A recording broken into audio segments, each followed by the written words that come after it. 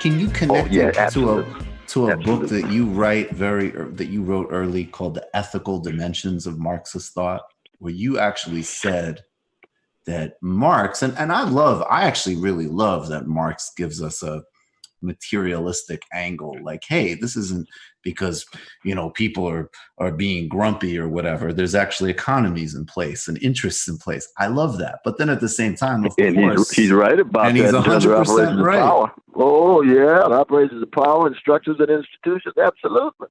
And then there's an But ethical and I dimension know, of it. Yeah. absolutely. I mean, and I know. I mean, Marx's last name was Mordecai. He comes from 6 generations of rabbis. His father changed his name when his father converted to Protestantism. So Karl Marx is a profoundly Jewish brother who grew up Protestant, Lutheran, in a Jew-hating Prussia, who then becomes atheist because he sees the ways in which churches accommodate themselves to vicious forms of oppression in his day and up in our day. But he has a deep commitment to oppressed people. So he's looking for scientific tools that will help provide illumination to get people to see what's really going on, to get beyond the commodity form and see commodities not just as things, but as relations, to see working people not just as employees, but in power relations in the workplace, asymmetric power relations in the workplace vis-a-vis capital, and why it is that capital doesn't want them to organize, why it is that capital will crush them when they present any kind of threat to the profits of capital. Karl Marx has an ethical dimension, but it's not an abstract ethics.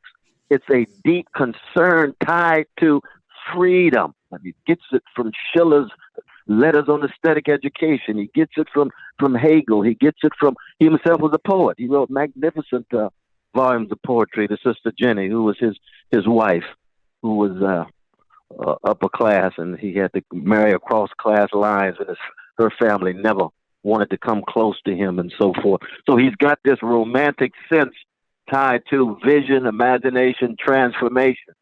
And he thought that the only way you do that is overcome the forms of alienation in capitalist society. And alienation for him was a power relation in which working people being exploited were unable to see enough and be unable to organize strong enough to have their dignity affirmed and to live lives that flower and flourish. So Marx is one of the greatest prophets of the last 250 years. There's no doubt about that. I mean, Marx has his own, limitations in terms he was still European, and so he didn't have fundamental understandings of white supremacy. He was still a man and didn't have deep understandings of male supremacy at all.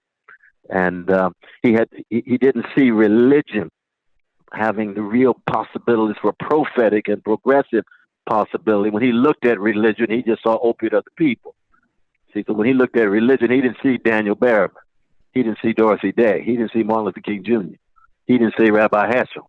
What he saw was institutional forms of Christianity, Judaism, and so forth. And most of those institutional forms are accommodated to oppression. And he's right about that. But in the same way, science can right be science. And I want to just also mention another big influence on me, The Mismeasure of Man by Stephen Jay Gould. Oh, Brother Steve, yeah, he's my colleague here at Harvard. He's a wonderful brother. We miss it. Right. Very, very much so. Very much so. I'm sorry to go on and on like no, this, but I appreciate you allowing me to. Want.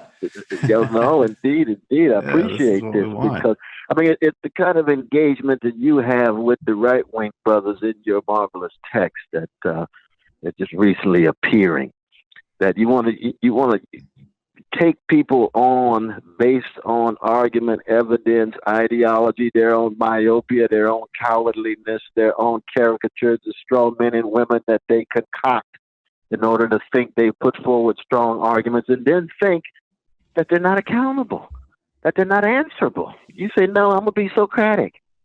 Listen to these kind of arguments. And by the end of the text, it's clear who wins, brother. You have won. You have won. Now, granted, I mean, so many of those right-wing brothers are not the most, profound right-wing brothers around. And let's just be honest about that. They're No, not they're like not the Edmund most Burke. profound. They're not. They're We're not not talking Edmund about Burke. They're Edmund not Burke. Plato. I mean, there's been some profound conservative folk out there who we have to confront because the world is full of a variety of different forms of insight and wisdom that come from a number of different ideologies. We have to just be clear where we take a stand. But I do appreciate that service that you rendered, because I think after your text, though, brother, it's going to be about over for almost all of them.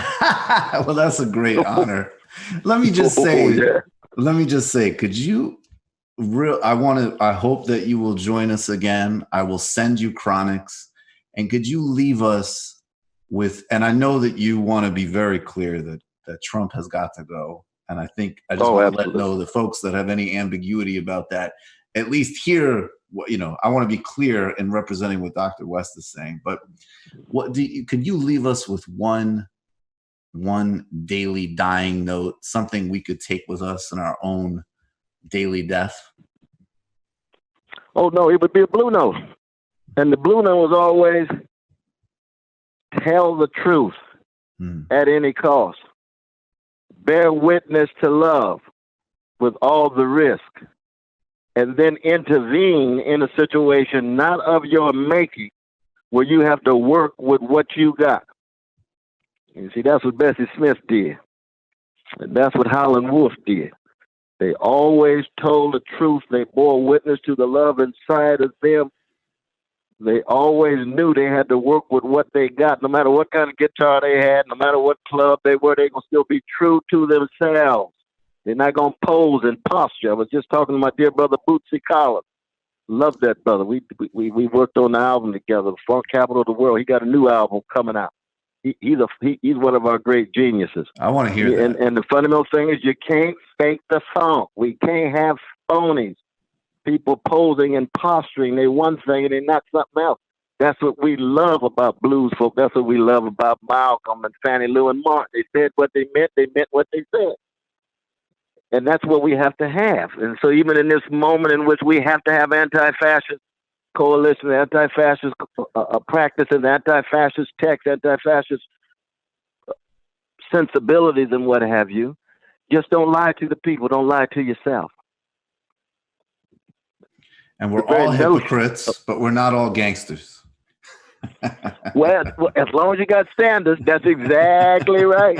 Now, see, I'm even a little more grim than that as a revolutionary Christian, because I know I got some gangster proclivities in me, brother.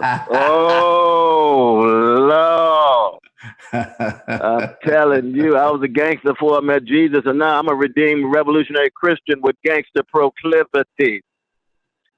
But what that allows me to do is still, recognize that I've got to be humble enough to try to learn from others, and humble enough to try to understand people's situation. But I still come down strong in terms of the truth that I try to tell, in terms of the witness that I try to bear, and the justice I try to seek. And in that sense, I want to be a blues man in the life of the mind. And that's one of the highest compliments one can ever have. Somebody call you, Brother Michael Brooks, man. You like the blues, man. Ooh, Lord. Am I that for real, even given my hypocritical proclivity? You sure are, Brother Brooks. Then you're going to do your thing, man. Have your radio show, write your books, and keep fighting for poor people and oppressed people around the world and pay any cost. Yeah, that's the kind of Michael Brooks I am on the vanilla side of town. The blues is not in any way tied to skin pigmentation, my brother. No. Blues is a way of life open to everybody. And that's the American democracy we can redeem if we ever get our way out of this. That's the best of the American project, but it's the best of, I think, projects all around the world. Right. Definitely. Right. Dr. West, will you return? I love you, brother. Love you. Respect you, man. And you stay strong now. Thank you so much. I hope you'll return and stay safe and be well. All right, though, man. Right, and God bless all your loved ones in this moment, though. Right on. You too. Take care. You just watched a Michael Brooks Show video. Subscribe to get them all. Why wouldn't you? Don't be foolish. Click subscribe below and become a patron as well. Patreon.com/TMBS. Thanks, everybody.